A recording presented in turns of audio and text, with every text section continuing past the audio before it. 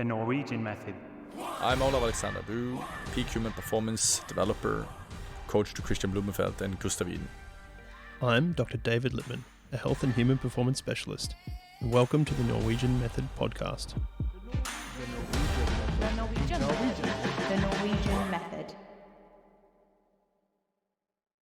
Today's episode is provided by VO2 Master, your solution in making informed training decisions and unlocking advanced insights into human performance.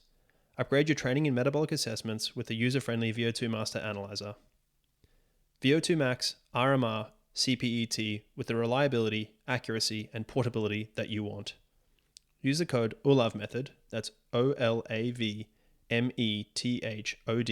during checkout at vo2master.com to get a free assessment kit with the purchase of your first VO2 Master Analyzer. Welcome back to the Norwegian Method. Dave here, as always, joined by Olav. So thank you for your time again, Olav. And thank you to everybody who submitted questions. We got a lot, many more than we'll get through. So apologies for that. But I've tried to tier them into some stuff that I think will add value for a lot of people. Some of them are very specific and, we can't really help with specific cases, but we've got some general ones and I think we'll get some value out of that. So we'll probably start with the first one, Olav. So Tom O'Brien asks about when your athletes get sick, particularly colds and flus. How do you decide whether to train through? What are the protocols you use? And then he asked a question about how much fitness you lose in a week or a 2 week. And I'd say the answer to the sickness and the detraining in a week or 2 weeks is probably nothing that's of significance. But interested in what you do with respect to protocols if the boys have got a cold or a flu. I think that, of course, there is no easy answer to this. But if I were to give more like a general consideration or rule to follow, is that, like you say, you really don't lose that much fitness over a week or over 2 weeks. There are some studies that are trying to break it down on a cellular level and basically indicate what happens there. But what we also know is that those things that you lose fast, you also gain back fast as well. And I think I've said this before, but I would normally do less than more in a build-up phase, because if you do more, the consequence is that you're just going to prolong the sickness. Worst case, it's going to even worsen and it's going to take even longer time. So, of course, it's not ideal to get sick, but it's just a part of reality sometimes. And then it's more about just being smart, getting back into it. Don't stress it, because it also is actually a significant stressor to your body, being sick. So if you're uncertain, go, I think doing some movement is always nice. Going out, get a little bit of circulation in your body, but don't do it as something that where you start breathing more heavily or anything like that. It should be like almost no change to your breathing. You just go out, you go for a walk, you take it easy, and you might already feel that you are a little bit fatigued there. And then cut it short as well, because already there you have done more. You have already done more than nothing, and that's good for the circulation.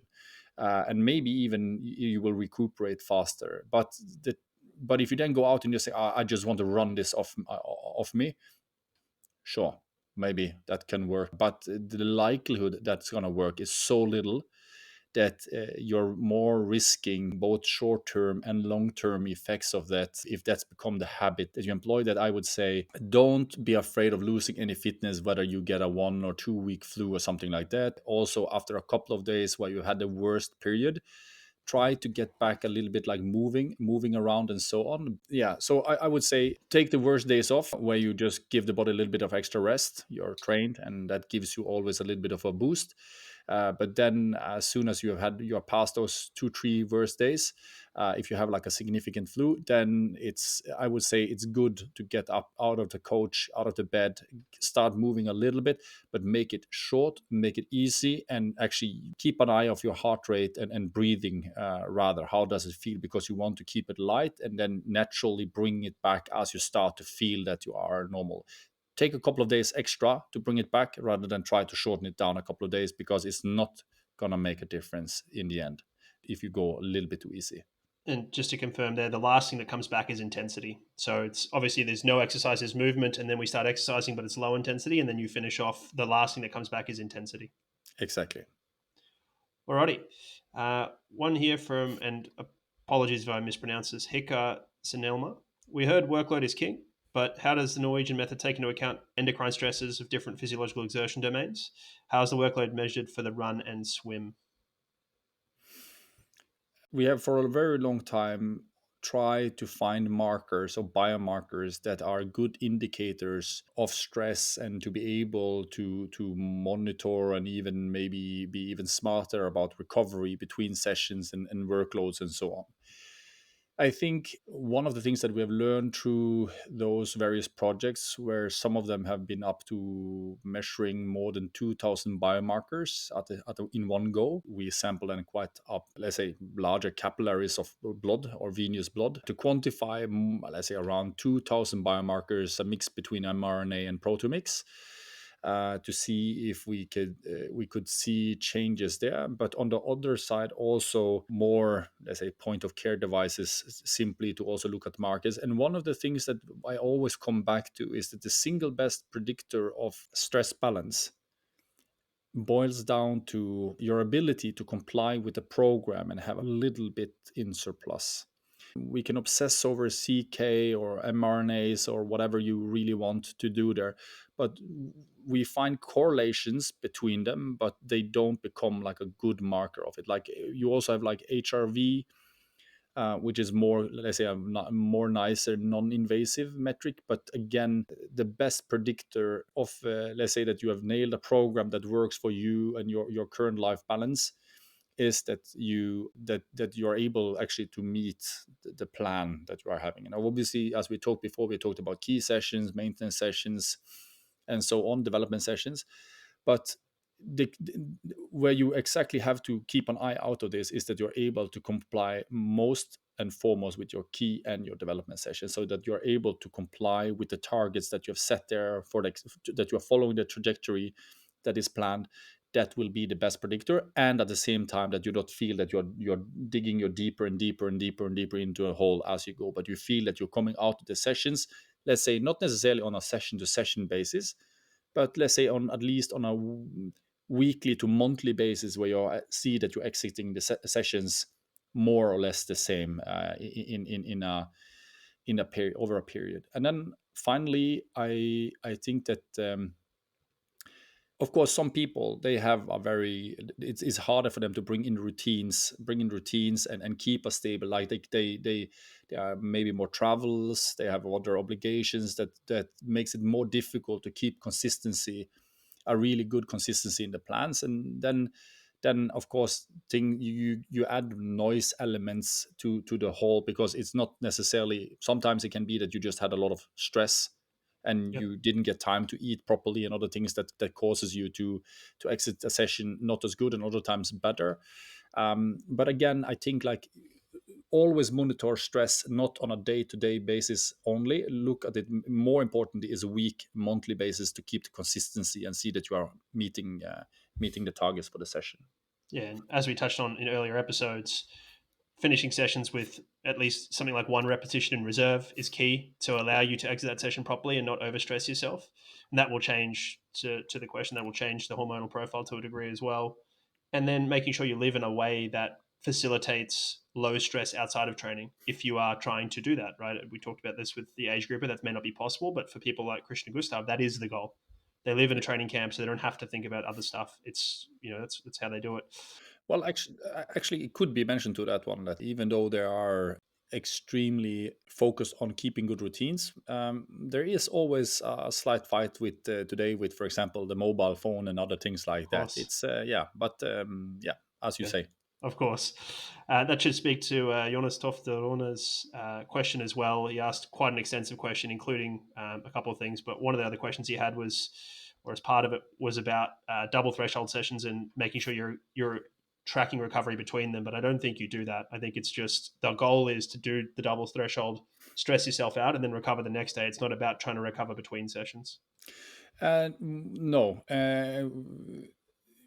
you need to recover between the sessions, obviously, but the way to track that, let's say, for ultimately, is that you are able to comply to the program. Otherwise, you need Yep. to make adjustments to the program so you are able to that. Otherwise, you're going to have a program that where there will be a bigger and bigger gap between, let's say, the plan and what you are able to execute on, and Yep. that's then you know that it's too high stress or that there's not a good balance in the plan itself. So we do, of course, measure some biomarkers between the sessions and so on. But again, coming back to my previous answer, and that is that despite our quite extreme efforts to find markers that can indicate or give us let's say, almost be like the marker that we're looking for to make sure that now you're ready to train again, the best marker is really compliance in a workout.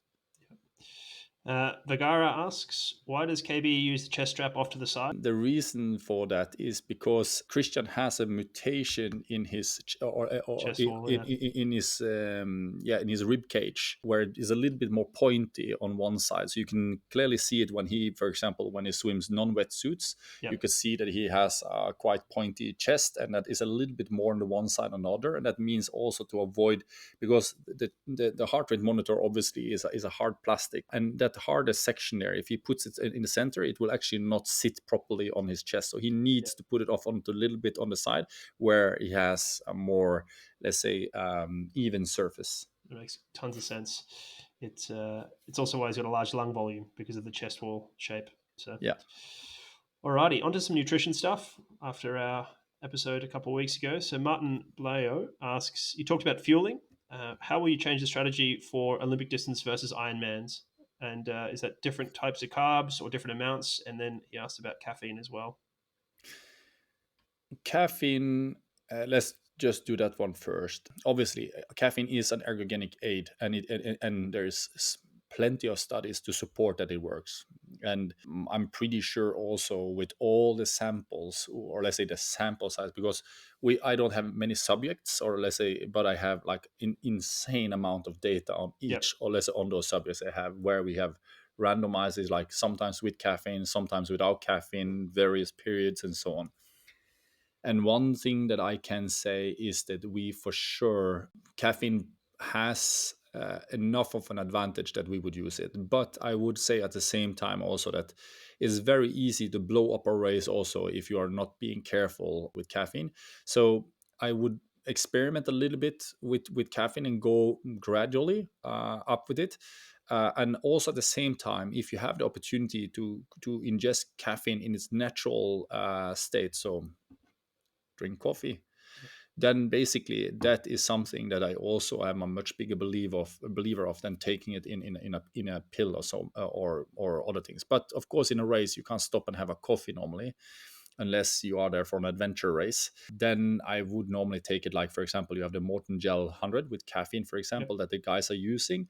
And I would start off testing that out first on some, let's say, a little bit tougher rides. So you take one like before you warm up, for example.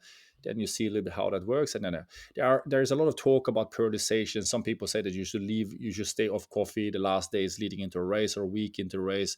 Some say that you should spare basically caffeine for the last part of the race. You take it approximately an hour before the finish line to get like maximum effect there.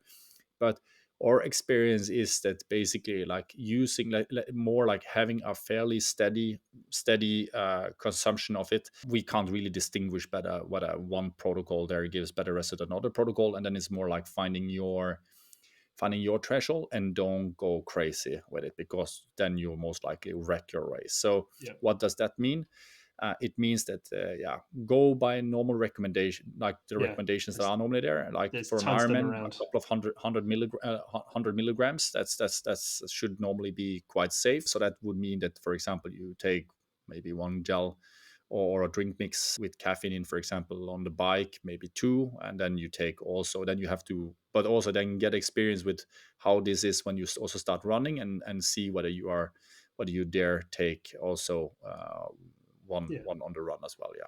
Yeah, there's tons of research, there's tons of advice. It's all out there on the internet. It's all free, but definitely test ahead of time to make sure it works. I mean, that's good advice. And in terms of fueling between races, Olympic versus Ironman, I Yeah. assume that there's not a lot on the Olympic, and then the Ironman is pretty extensive. Yeah, well, actually, in the Olympics, we normally do like most others. We make sure that we get in a healthy meal with carbs before races, a couple of hours before the warm up. And then during the race itself, swimming, obviously you can't ingest anything, or you could, but I wouldn't. I'm not sure if that would be advisable in Olympic racing. You'll probably lose the whole field if you try to do that. Then on the bike, we actually try to consume normally 2 bottles with drink mix. And then of course you can vary between zero point 0.5 bottles or zero point 0.7 bottle, but I'm 0.7. Then you also need to get this down as well. And then on the run, normally you'll see, if you follow the VTCS races, you'll see that a lot of the athletes, sometimes they run with the gel in their The tri suits, yeah, in the tri suits, and then they open it up. And yeah, how much of an effect that really gives is one thing, but there is also enough of studies also showing that just doing like this carbohydrate rinse yeah, or glucose rinse in your mouth as well actually has a mental effect as well. And that's as we know, physiology is one part of racing, psychology is other part of it. So the mental aspect is something you also really need to take care of. yeah, So Olympic racing, 2 bottles on the bike, and then maybe a gel on the yeah. run. And those would be the Morton 320, isn't it? Yeah, exactly. Morton 320. Yeah. In Ironman, actually, this is a completely different beast. This is a place where we, again, a really good meal beforehand with plenty of carbs, like most people do. And then during the swim, obviously, you can't take in really anything. And then you get on a bike. This is where we are aiming to, yeah, we ingest very high values of carbohydrates per hour. There are now also research indicating that what was before believed to be 60 to 90 grams as a limitation, there are some research now indicating that 120 grams seems to be a good thing. But I can also say that we have been for years massively higher than that, and without any gastrointestinal stress. And then of course you can wonder, well, does that really give any benefit? And this is of course why we use again isotope traces to see basically how much can you feed per hour before you basically see that you're continuing to feed more carbohydrates per hour, but there's no increase now in the endogenous carbohydrate combustion. And then you know approximately, okay, this is where we have to be. Mhm. Yeah, it's high, but what's gonna be the limitation for how high you can go is, of course, let's say sensitivity to carbohydrates, which kind of carbohydrates you're using as well. And this is, of course, where we have really good experience with Morten, and also why we are working with them, simply because what they have done is that their carbohydrates in itself is not anything magic with. It is how they deliver the carbohydrates to the body with the hydrogel that, let's say, reduces the chances for gastrointestinal stress. That really is the, let's say, the patent or the genius part with the Morton gels and the system. Yeah, awesome. So uh, I assume this is Keith Parker, but perhaps it's Parker Keith as it's written here. But he asked about number of carbs per hour in the race. I don't think that's going to be shared, but he did ask about different weights for different races. So is that something that you work on? And I think you probably, my guess here is you say weight is an output, not an input. So we train and we race and we train and we eat, and the weight is what it is. Yeah, I just saw actually just one comment today, I think, um, about weight. And of course, I'm a strong proponent for that. You need to fuel. If you don't fuel, you won't be able to provide or let's say get out the potential that you have. And of course, there is a sweet spot to your weight, but that sweet spot is much higher than what have been believed in the past. And this is also something that I see not only with Kristian, I see this with Gustav as well.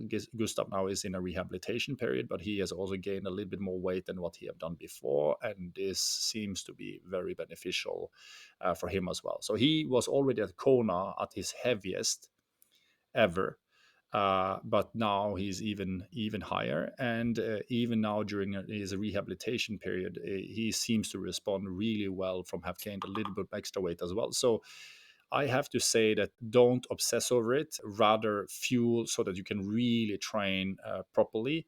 Because also one thing we have to remember, that in a car, if you run out of fuel there, or if you have not enough fuel there, you're gonna stop and you get in like an immediate answer. Okay, I forgot to put in proper or enough fuel on my car. In humans, because we are organic creatures, and we also do store different types of energy sources, not only carbohydrates, we store fats, proteins, and so on as well. Then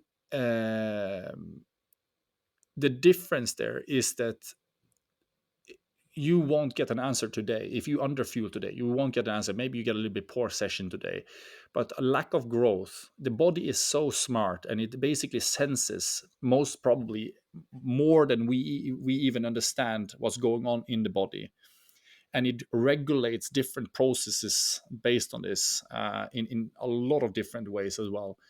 And that's where I think that a lot of the research that has been done is maybe are too short. They are not longitudinal enough to really discover some of these effects that we are now seeing with our athletes, because we have been able to do this exactly now for more than a decade, and experimenting with different protocols, seeing what happens and so on. And this is where I'm a strong believer that most people would perform far better with more weight, or let's say eating more, Yep. for sure. Yeah. Awesome. Today's episode is sponsored by Maurten, the leader in fueling for endurance sports. With patented hydrogel technology, Maurten found a way for athletes like Kristian and Gustav to tolerate more carbohydrate during training and racing. The advances in performance when using the Maurten gels, drink mixes, and bicarb system have been clear. It's the fuel behind triathlon gold medals, world championships, and world records. Hydrogel technology has no added flavour, preservatives, or colours, and is made with only natural ingredients, so it's clean. Only what's required to aid performance, nothing more. And now you can benefit from the same world-class fueling system thanks to an exclusive one-time code that will give our listeners 20% off the Maurten 1/52 collection, a curated selection of products to fuel a 1 week of structured training. Especially in training, every fueling moment counts. It's how athletes adapt and race better. Simply add the 1/52 collection to your basket at maurten.com and enter the code in our show notes at the checkout. Inigo Ibazabel, my apologies all.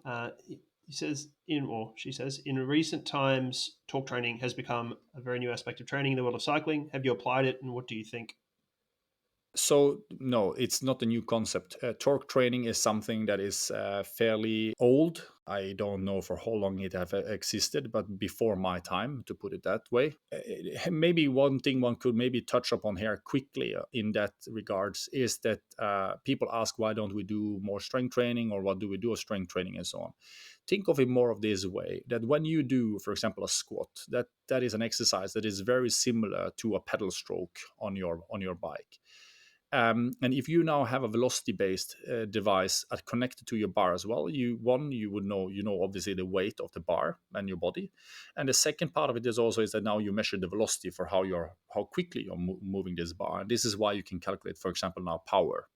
Mm-hmm. So actually already have power now. But if you now think of a power curve, we can imagine that strength training that sits in like the extreme, like short duration end of the power duration curve in terms of let's say Newton force applied, and the velocity that you do to produce like very high power.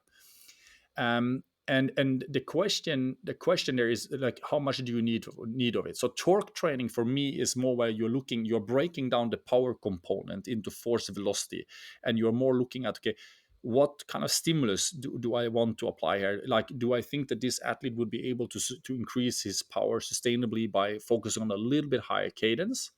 Or do I actually think that no, the limitation of this athlete is actually that we could utilize a little bit more of the cross-sectional area, so I want to activate more of that at a certain power output, and because of that I bring down the cadence, meaning basically torque comes up, because that is something that I look to build with this athlete instead. So torque training is absolutely not a new concept. It's been around before my time, and yes, we do quite a lot of this. We have done quite substantial research on this past decade, and we use it in blocks depending on what we want to change with the athletes. Yeah, sounds a lot like your take on running drills, uphill running, those sort Yeah. of things. So horses for courses, if there's a specific reason you've highlighted Yes, that there's a deficit, we address that deficit via trying to do that, and then we retest and see if it's made a difference. absolutely. It should speak to Clemen Janchik's question as well. So thank you for that one, Clemen. So Emil Moller Schmidt asks, and this is really interesting for me. I'm really interested in your answer here. If you were training professional runners, which you've consulted to some groups, would you be using cycling and or swimming in a normal training block? Comes back to the previous question. Yeah. Would it make them faster? For some athletes, maybe. For most athletes, I'm not so sure. Is that because, I mean, I guess the question is the people it would make faster then, is that people who are have deficits in, say, aerobic volume and can't tolerate more musculoskeletal load if they're runners? Is that where you'd use it? Or Well, the question, I think, yeah, of course, if you have like more like special cases, for example, then of course is something different. Like for example, now with Gustav in the period when he is going through rehabilitation, of course, we have shifted more or less the whole Yep. program. But I think that what you always have to question yourself a little bit, like if you have two versions of yourself and you have a given volume of training, so you have a given volume of training, so you can't scale your because a question like this, of course, there is a lot of information that I don't have access to, like Yeah. is it because you wanted to be able to train more than what you do today? What is the really like the reason? Like now, unfortunately, Kelvin passed away here a couple of weeks ago. Yeah, and as we know, he is the current record holder on the marathon distance. He ran more than 300 kilometers per week at most. So then you can just imagine what kind of volume that guy is undertaking. And again, he was the fastest. He is the fastest runner we have on a marathon distance. One of the things that typically will be the difference more for me is whether have we more to optimize, for example, on intensity control. So obviously, one thing that you can be sure about that Calvin got right was dialing in the intensity. Like the intensity was perfectly dialed in for every session, more or less, for him to be able to achieve that volume that he had, and it pays off. Back to one of the previous questions we already have answered here a little bit, like okay, workload is key. But the problem that most people don't realize is that the level of precision that is required when you scale up the volume is also increasing exponentially too. So if you struggle with finding motivation or struggling to pay that attention to those details to make sure that you control the intensity correctly, then it can be a way to increase your volume by doing more cycling and other things. But I think always you will become a faster version of yourself if you take the same volume, you apply to the specificity that you're looking for, given that there is no special circumstances, and you just manage your training load and intensity or volume and intensity more accurately than what you did before. Because obviously, the larger the volume is going to be, the more you also have to look at how you put your program together in order to achieve peak performance. And to recap for listeners, volume in this case, as you've been using it, refers to both duration and intensity. So it's Yes. not just number of kilometers run; it's also how fast they are, or what intensity they're at, or number of minutes accumulated multiplied by intensity. So, Yeah. and I think to summarize, the answer is basically if you can do more running volume, you would, and if you cap that out at 300 kilometers, there's probably no space for cycling or swimming.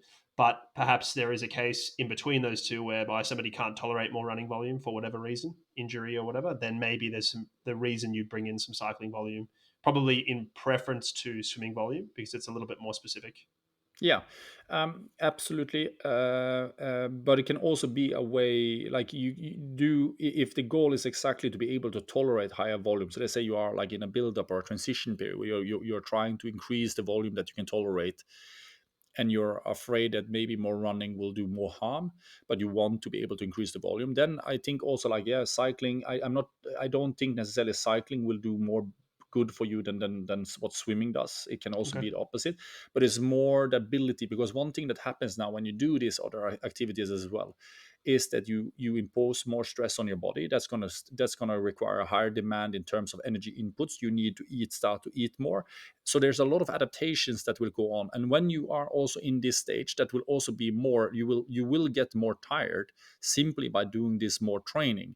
And it gives you also a way of, when you take away that load, to maybe potentially be able to have a larger surplus to do the original volume that you had. But I think, like, it is imperative to be mindful about why you do things. Don't put this into your program just because you want, like, it has to be an output from that, and that is that you become faster. And then you have to have an idea that, okay, if I do this, I'm going to do this like this much, and the reason is this, because when I come to that period, then I think that when I start to remove it, then I will get that more surplus. Or you gradually think that more, that, okay, I'm going to first start with bring it up with swimming or whatever sport you want to do, rowing, cycling. And then as you do that and you start to adapt to that higher volume, then gradually you start to replace that swimming again with more running as you get higher. So there are many ways to implement this, but it's important to be mindful about how and why you are integrating this into your program. And then track and test and make sure that it's made the difference you Yes. think. Yes, exactly. So Jan73536 asks, what is the difference of adaptation between an LT1 and LT2 workout?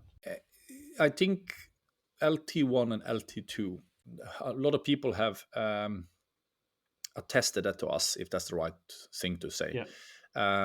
But I think one thing that we also have to be how to be mindful about as well is that like what happens between every time we have a camera on us is everything, and there's almost nothing that gets on the camera. And then of course people very often, when we have a camera around, they like to focus on the things that sounds a little bit sophisticated or a little bit cool or these kind of things, and you lose out on the bigger perspective. Basically, the adaptations between LT1 and LT2 is nothing unless you add another important component to it, and that is basically duration. So what you can imagine here is that there's not like on LT1 that there will be only one kind of adaptation happening at LT1 and only one kind of adaptations happening at LT2. All the same adaptations happens at all of these intensity, but maybe in a slightly more, let's say, maybe some characteristics more at LT1, some characteristics more at LT2, and so on. But there's not like a hard shift between what you really work on. Very often people think of like LT1 really is like a place where you um, like they some people think of it as fat max, for example, or fat max training and so on. But what we have to remember that if you do 1 hour of LT1 training, you're really not getting, and you're an Ironman athlete, you're really not going to get any fat max adaptation from that at all, compared to if you spend like 1 hour at LT2. This is a confusion that people may think that, like, if you train at your fat max intensity, this is going to change your fat max capabilities and so on. There are so many other things as well that going on that obviously LT1 is super important for Ironman, or let's say around that intensity, more than LT2, simply because what you're going to do in an Ironman is you're going to race for a long time. You're swimming for an hour, you're biking for maybe I don't know, 6 hours, and then you are running for 3 hours. So let's say 10 hours, to put it that way, or maybe longer. But that means exactly that the intensity you are going to race at during the swim, bike, and run are going to be closer to your, let's say, your LT1 than that is going to be to your LT2, and especially to your VO2 max. That means that LT1 is more specific. But when we talk about adaptation or development, this comes more down to that you also have to add the time component to it. And that's why, for example, if you want to make an impact on your fat adaptation, going closer to exhaustion on LT2, so let's say you spend 1 hour on LT2 or close to LT2, that's going to have a bigger impact on your fat adaptation than it's going to do with 1 hour at LT1, simply because LT1 is not going to put any big stress on your body. 1 hour on LT2 is going to put a fairly big stress on your body. And we can say that, okay, fine, but you have glycogen and you have enough glycogen to spend for a 1 hour workout. Yes, but I don't think it is that easy. This is more about stress total stress that you bring to your body, and your body will also sense that you're running more out of glycogen. It will become more, it will adapt to using more, let's say, call it sustainable energy resources, to the extent that it does that. And that's why at LT1 and LT2 for us, just to cut that here, is that LT1 is something we use again quite mindfully, because we set more maybe a cap for a session, because we have another session coming later where it's super important for us to have like everything as ideal as possible. So for example, if we ride a little bit too hard now on this session where we want to cap it at LT1, it might be that we come in with a deficit into, for example, the next important session, and then we are already destroying the effect of that session, for example. So LT1, LT2, and so on, it all has a place in a system if you're mindful about how you're putting it around. And I know that that's not an answer that a lot of people is going to be very happy with, but it's I hope that next season, when we start to go much more into depth and with video as well, more of these things will become obvious, especially when we also start to present cases and talk about cases. Great. So this is a similar question, and Brandon Hoag asks, by training at or under LT2 at higher volumes, does this in theory raise LT2 compared to work done above LT2? Again, but this is good because it just reinforces the previous message, and that is that it depends on the duration. You could, on the one side, say that you don't care about LT1 and LT2, and you only look at power duration. So you look at your power curve, let's say a power and duration. And here you can imagine that if, in order to raise your LT2 or basically any power more or less, you can think of it this way, or let's say to simplify it, you can think of it this way. And that is that if you raise slightly lower power, it means basically you now have to raise, or let's say you have to train longer duration. But that will increase your LT2, for example, if that's the marker that you're looking to raise. Or you could put it this way: if you go a little bit higher intensity, that will also make the same kind of dent in the power curve, but just a little bit higher point at the power curve. But the power curve follows the power law fairly well. There are some other things into it we will come back to later, but basically it follows the power law to make it simple. And that means that like you cannot make a dent in one place in the curve without that it also will have an influence on other parts of the curve as well. Like we just talked about, like you don't develop only something on LT1, only some things on LT2. There's a gradual shift what you're developing and how strong that stimulus is, let's say, for some characteristics. But that means also that if you look at the power curve itself, basically it's about moving the power curve either up or basically out.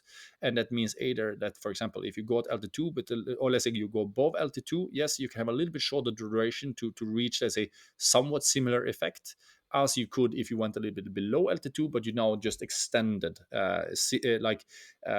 extended then proportionally the time that you do it. But what we have also to remember, since this is a power law, that means also that unfortunately, for every percent you go down in intensity, you can't just add like 1% to the duration. Because this is a power law, this is an exponential function. That means that the lower you go in intensity, the much longer you also have to go in duration as well to create, let's say, a same kind of impact physiologically. So basically, think of it this way. Maybe one way to oversimplify it could be that as long as you reach approximately the same level of fatigue towards the end of the session, so not RPE, but actually fatigue. So if you feel that, oh, I'm almost completely exhausted now, you can like oversimplify and say that's going to have fairly much the same effect whether you do it then on, let's say, a little bit higher intensity or a little bit lower intensity, as long as you reach the same level of say fatigue. But again, it's a gross oversimplification. Yeah, that makes a ton of sense. I think there's a lot of thought in physiology that things are light switches, they're on or off, and I think it's more likely that they're a dimmer switch. There's more or less, and I think if you use that concept and understand that all endurance training uh, is going to be more similar to itself than say strength training, and so using a more broad view of physiology rather than our like narrow constrained endurance training physiology, it probably helps you contextualize that like these things are probably not as different as we make them out to be when we're talking about this sort of stuff. Yeah. Hoping those answers also answer Lachlan Earnshaw's two questions. So thanks for those, Lachlan, as well. We are brought to you today by Plasmade. Plasmade is a proprietary liquid performance and recovery supplement formulated using only one active ingredient, French maritime pine bark extract, aka PBE. PBE is an adaptogen which triggers your body to produce a stabilized form of nitric oxide, which is a powerful vasodilator, improving blood flow to muscles and the brain. Plasmade is for use pre and post exercise, augmenting other energy and hydration supplementation used. In addition to all of this, Plasmade also has powerful anti-inflammatory and antioxidant effects, which aid in recovery from training and competition. For your 25% discount on Plasmade and to learn more, head to the show notes. Juso J asks, how much is it wise to do in VO2 max training in a week when I want to increase my VO2 max on the power and the bike? So basically, just what are the sort of volumes of VO2 max training that are wise in a week? So in terms of VO2 max training, I think again, what I like with the question is that you refer it to power. So one thing we could maybe do here for the simplicity, if you don't have a metabolic analyzer, for example, like the VO2 master, I would say that then focus on your power. And we know also that your 5-minute power is a good proxy, or it could be 3 minutes, 4 minutes, 5 minutes, but it really doesn't matter. But like a short, fairly short duration or medium to short duration power, like 3, 4, 5 minutes to exhaustion, all out to exhaustion, that is a good proxy for, let's say, your VO2 max. If you raise that number, then we also know that with an extremely high possibility or likelihood, your VO2 max also will go up almost linearly. So if you increase your 5-minute power, at least if you use 5-minute power as a proxy, then if you increase your 5-minute power by 10%, you can almost be sure that you will see approximately the same improvement also in your VO2 max. If this is something you have identified in your program, that this is a limiter for you to be able to go faster, simply because maybe you have a too flat curve. The difference between maybe your Ironman pace or your half Ironman pace and your 60-minute pace or power and your 5-minute power, there is a very flat or little ratio between that. Again, coming back to this power curve, because we can think, how do you design a session to accumulate the most possible time around, let's say, your VO2 max power? So just to let's just use a number. Let's say your VO2 max number, or let's say the power that you normally do in a VO2 max session sits around 400 watts, for example. Then you can think of it, okay, so if you go 5-minute absolute all out and you are able then to go 400 watts, for example, for 5 minutes, then you can think of this more like, how can I now, during, let's say, if you have now a training session, so you, because you said here like during one of your training sessions a week, you're looking to provide the maximum stimulus possible around 400 watts for that session. So if that session is going to last for 1 hour, how can you now build intervals? Basically, how long should the interval be? How long should the rest be? How could you eventually break it up into sets in order to that within that hour where you have a warm up and a cool down, you are able to pack in the most amount of work around 400 watts. And for example, if you then do 30-second on, 30-second off, for example, around 400 watts, and that allows you to accumulate 30 minutes, that's really good. And now we can wonder, okay, do I want to bring that up even more, or should I maybe even challenge me on, maybe now instead of doing 30 seconds on, 30 seconds off, I do maybe 30 seconds on, 15 seconds off, for example, so shorter rest, so you are able to condense it even more. Or you just say, okay, no, I'm going to do 2 minutes, for example, 2 minutes on, 1 minute off, for example. But the whole point here is like, don't obsess too much over physiology, rather look at the stimulus, because in the end what you're really looking to do is to be able to do more work per time, because in the end it's also about power. How much power are you able to sustain over a time? And then I would play around, make this your play session, your VO2 max play session, where you take the job now into to learning how to put intervals together, like, okay, where you just start off with something simple that can be like, just start off with, for example, 30 seconds on, 30 seconds off around your 5-minute power, and then you just see how many you can do of them. Then if that's super easy for you, raise it up a little bit, the power up a little bit, for example, or you rather look at, okay, bring down the breaks, or you even make your intervals longer with shorter breaks, for example. But find that combination between interval time and rest time that allows you to accumulate the highest amount of work during that session that you have available in a sustainable manner, something that doesn't kill you for the next day. Yeah, that makes a ton of sense. Jorm Rivero Journet asks about athlete profiling. Basically, the question is, how can we build our profile correctly? And I think the answer is you have one already. So you're just trying to modify that for the constraints of whatever you're trying to achieve. I got a nod from Olav. That's glad. That's probably the first time I've ever gotten that. I'll take the win. I'm not going to let you say anything. I'm going to take that win. No, I think that sums it up pretty much. Yeah. Sorry, a question we had from before that we didn't quite get to, or we didn't quite answer, was how to quantify workload on the run and swim. We obviously talked about workload is a combination of duration and intensity. How are you? So duration is probably time, or you can use distance, and both those are very quantifiable on both run and swim. But I think it's how are we quantifying intensity on them? So power could be used for the run, or you could use heart rate, I guess. So how are you thinking about that? For swimming and running, of course, there are not too many that are getting more, but there are not that many that are using power meters for running. Running, of course, you do also a mix between uphill running, downhill running, and so on too. Yep. But there, of course, some systems also operate with normalized graded pace as well. So you get a pace that is basically adjusted to the inclination, and it's better than just looking at flat kilometers and not accounting for the inclination. But yeah, it is like you say. I wouldn't. Yeah, heart rate is one thing you can use, but if you want to look at progression and have some hard metrics, because again, heart rate really doesn't say that much about progression, but distance per time will say something about progression. And the same thing also with swimming, distance per time. Because in the pool, one thing that's really good there is that no matter where you swim in the world, the conditions will be fairly much the same.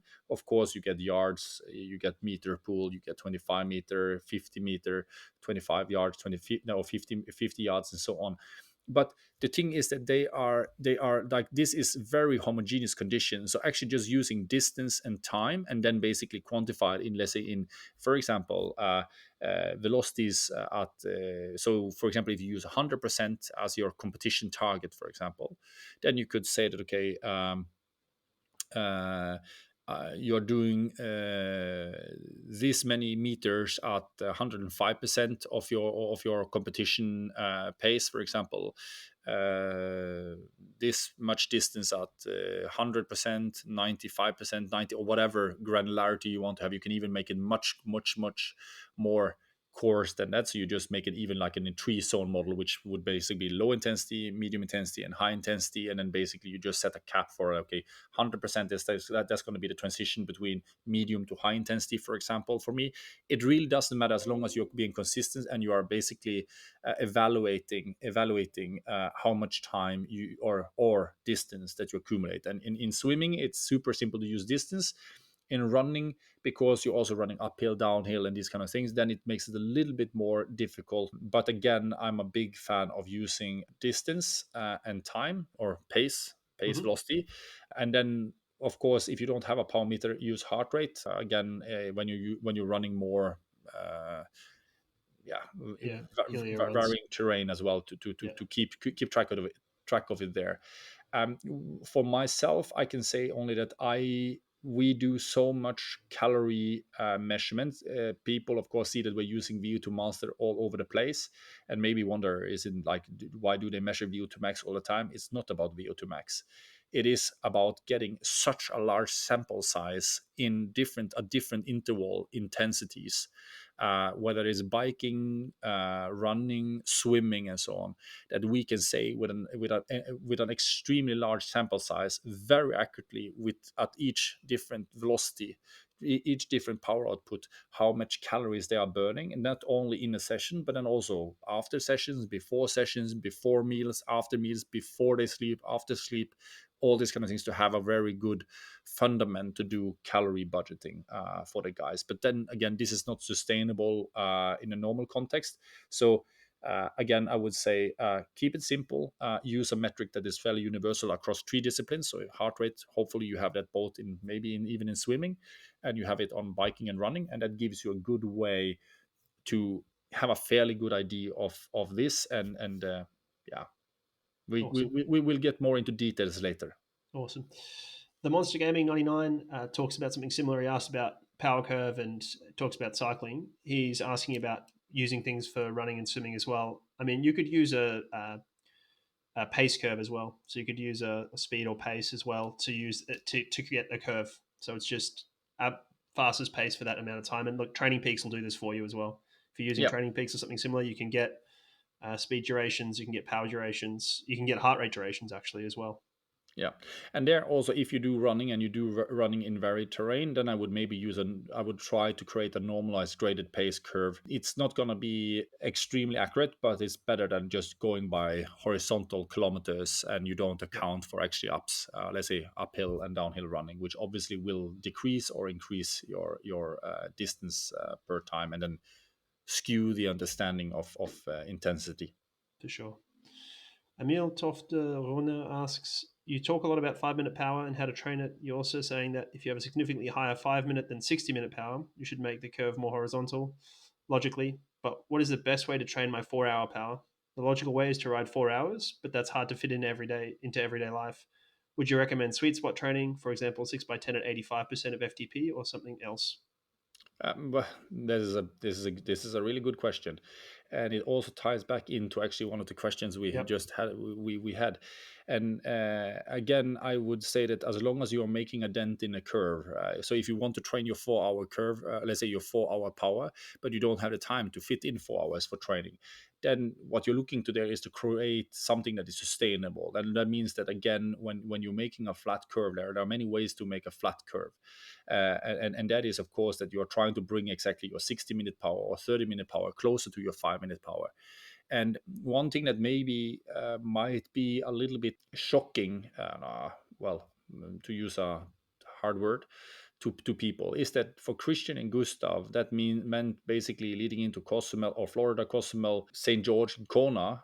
It meant basically trading off VO2 max, actually reducing VO2 max on the expense of bringing up the 60-minute power to use a time number, and then also bringing up their 4 hour power. They had of course the time to do more of those sessions as well, but those sessions alone are also so exhaustive that you can't do, like, it sounds 4 hours, that's an easy ride. No, if you're trying to make a dent in the curve, this is going to be a quite exhaustive ride.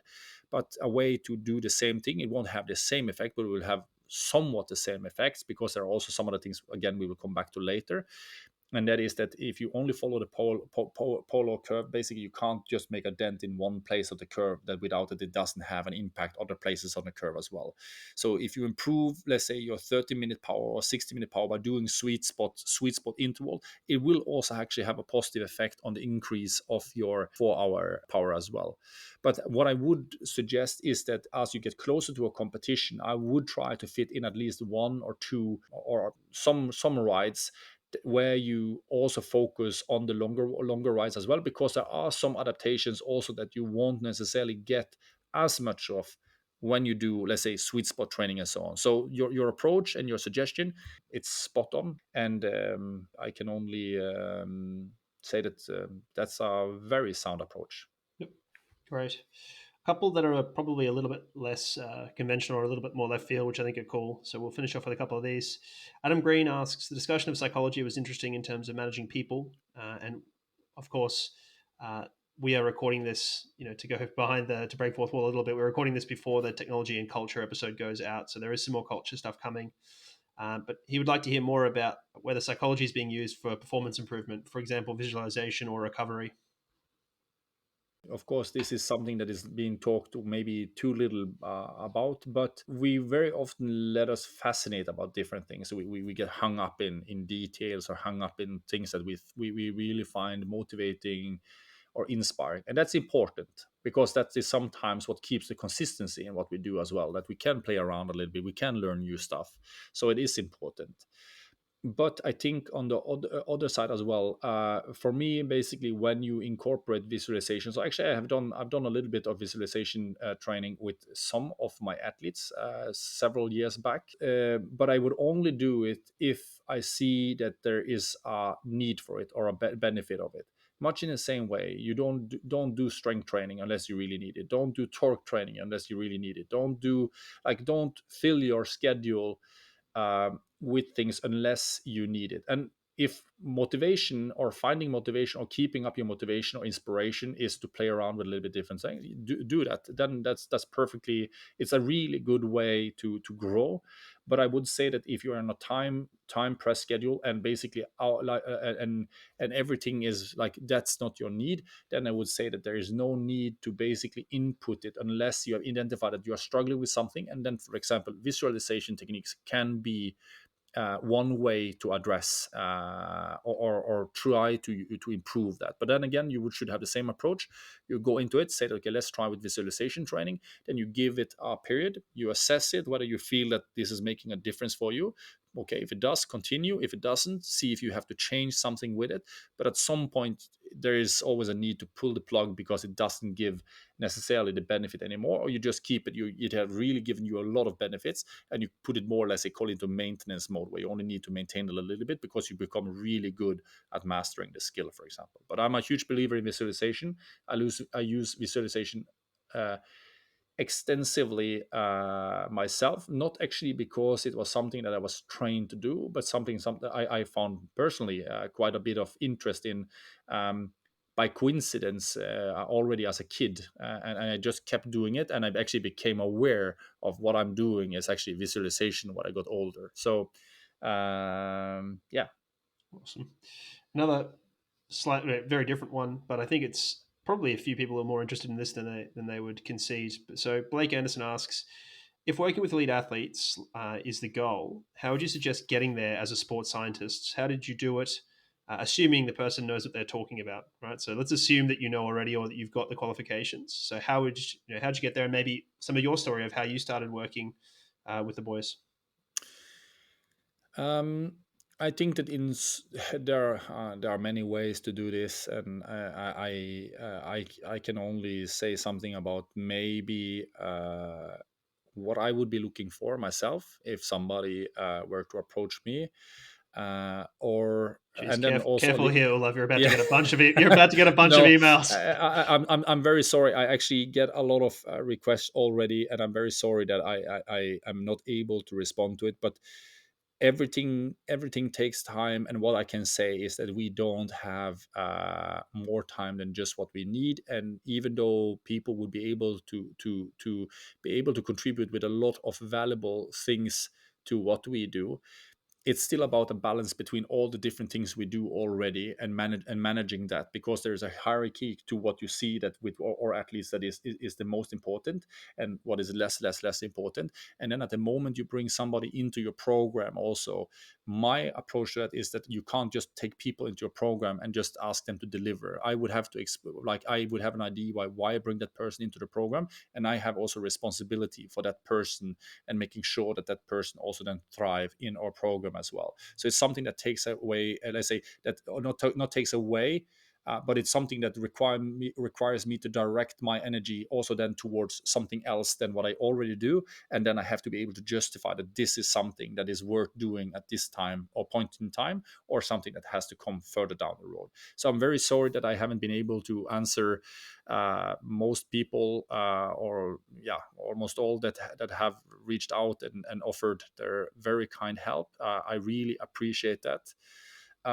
Yeah, but coming back to a little bit my story, actually I have to say I didn't there were plenty of things I didn't know. I sometimes joke about that. For example, Örjan, the reason why he's a little bit thin here today is because he pulled out all his hair in his frustration of all the crazy ideas and questions that I had when I started. So I think that if you have an idea and something that you really want to pursue, the likelihood that's going to be the end goal is small. It's most likely going to change over the course, and it's much more about meeting the right people at the right time. And this is sometimes only coincidences. It's about chemistry amongst people. And don't, again, also what I think is always, don't be somebody else than yourself. Be your, like I really mean it when I say this. Be yourself and find that environment that really appreciate you for who you are, on good and bad. And I can say that that's a lot of people that have had to keep up with a lot of the bad with me, because again I've probably caused, I know I've caused a lot of frustration probably irritation and other things that in other places would not be accepted, and people would just say this guy's crazy, just like he's mad. But because people took the time and allowed me to be crazy and develop, that brought me ultimately to where I am today. And I'm incredibly grateful for all those people that have contributed to my journey and to bring me to where I am today, because this is not a one-man show, 100% not. There are so many people, and I keep saying this, that yeah, I have a huge debt to a lot of people that really have taken me under their wings, cared for me, educated me. But I have to say also, I basically also took a big risk, because there were a lot of the things that I did that nobody paid for. So it was more that I was allowed to be a place, and I could come in and I can be a part of it, I could learn and so on. But I still had to take money. It was an investment I made myself, until actually one day Örjan said that, okay, this is actually this guy, we need to bring him in, because he has something to really to offer here. Expose yourself to a lot of different environments, meet a lot of people, and some people will be lucky finding those people that they match up with very early on. Some people, it will take longer time before you meet them, and unfortunately some people maybe never, because you don't meet those people where that really appreciate who you are, your ideas, and have the time to listen maybe to those ideas, because they are in a state where they are completely obsessing over the things that they do, and they don't have that much energy to offer to that. So I've been lucky in many senses, and that's how I got there. And I would say also, what I look for myself, I don't want people to be somebody else than who they are. I want people to be themselves 100% with their strengths and weaknesses. I think that one of the things that I really appreciate is differences among people, and then despite that, one sometimes have a little bit temporary, let's say, discussions with more temperature.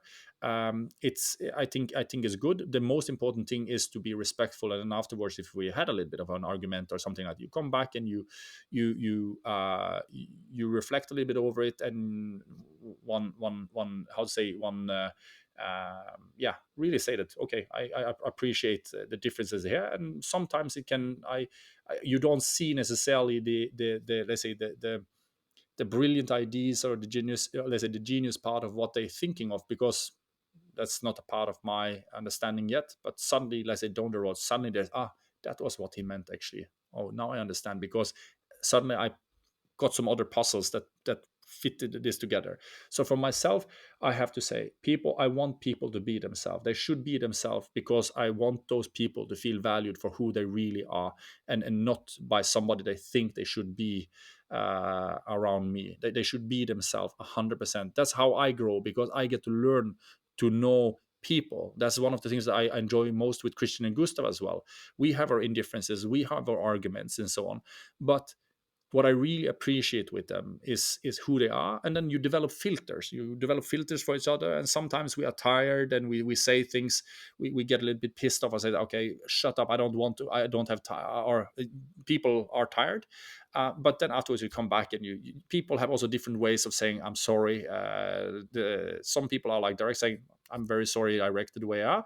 Some people's, you just see that they come back and they want to be nice with you and these kind of things. And so we have different ways, we have different strengths and weaknesses. The most valuable things we have in life are the people that are around us. And I think maybe also for myself, I have grown to appreciate more and more relationships over the years than I ever done before. And I just feel that relationships is something that matters more and more, and for me as well, as every day, month goes by as well. So again, back to the question, how to get there and so on. I think the most important thing is, if you follow your passion, that's the way that you are able to advance the fastest. It's the fastest way also to learn as much about, take in as much information as possible, because it's something that is enjoyable. When other people spend an hour on it and they feel tired afterwards, you still like just want more information because you're so passionate about it, and allow you to progress very quickly. Some of these things are needed around you. Some of these things you have to travel to find places where they would need that kind of thing, and that is the difficult part with it. Yeah. I'll give a bit of my input. I obviously I'm not you, and I'm not in your position, but I have seen quite a few high performance environments across multiple sports in multiple countries. I've been in them myself. I've taken students. I've been a student. I've done all that. The exposure question, like the exposure point you made, I think is perfect. Olav, like you need exposure to a lot of these places. Generally, places will choose on fit, and that's cultural fit, it's personality fit, it's all those things. Because let's be honest, for the most part, there's many people that can do any one job. So the fit then is much more important, and generally you can be upskilled, which is kind of what you're talking about. You're being upskilled, and then you got brought into the environment. Probably the reason that they were willing to allow you to be upskilled is because there was a cultural and a personality fit. Now being upskilled, and then you go in there. Unfortunately, in many high performance environments, there's not that much money. As much as everyone thinks there is, there isn't. And so you generally have to do that at your own cost or at minimal cost. And so you're generally, it's a sacrifice. You made the point that you had to make financial sacrifice. I certainly worked for a long time for very little remuneration and enjoyed doing it. It was fine. And so I think that's one of the other ways I've seen many people who I look at in professional organizations. A lot of them spend a lot of time working for very little, and that's uncomfortable. And it's not, we can debate the ethical nature of it, we can debate all that stuff, but it's the reality, unfortunately. So those are the only bits of advice I would give: is you do need to know, you do need to be curious, you do need to want to learn, you need to turn up, be early, be well groomed, all those things. And then you need to be yourself, and just, you'll have to probably make some sacrifices. And that's really hard, especially, I'm thinking about your context now, Olav. You weren't young when you came into the environment. You had, dependent people who were dependent on you, versus, when I started, I was 17. So it was a little bit easier for me because it's like, well, I'm 17, I've got enough, I can eat, I've got enough money for rent, and the rest of it's fine. But when you're a little bit older, that it's hard to break in, because you have to spend resources, be they time or money, to do that. So, or both. So it's the last thing I'd leave there. But I did like the way we ended that. I think we talked a little about in the culture episode, the misconceptions around you and your program, and you alluded to it in this episode as well, around, everyone thinks it's what's happening on the camera, but actually most of what's important is what happens off of the camera. And I think leaving people with that's really important, that so much of what you do, and what the Norwegian method is about, as I understand it more, or your Norwegian method, Olav's Norwegian method, is around people and reacting to people, and how do we work as a team, and how do we create an environment where people can grow and thrive, rather than what's their lactate measurement. So I think high performance environments are all about people and cohesiveness. So that's the thought I would leave it on. So thank you so much, Olav. This has been such a privilege for me, and hopefully the listeners are enjoying it, given our responses on social media and all those things. I can tell they are. So thank you so much. And this is it for season 1 of the Norwegian method, but we will be back with season 2. So brace yourselves for that. And otherwise, just a public thank you again, Olav. Thank you so much for everybody. The feedback also. I have to say that I have been truly stoked about it. And again, also David, thank you so much for all the good conversations. I really appreciate you as well. Well, thank you. So if you're appreciating the podcast, please do subscribe if you haven't yet somehow gotten to episode 10 without subscribing, and share it with somebody else so that they can appreciate it as well. So thanks so much, Olav.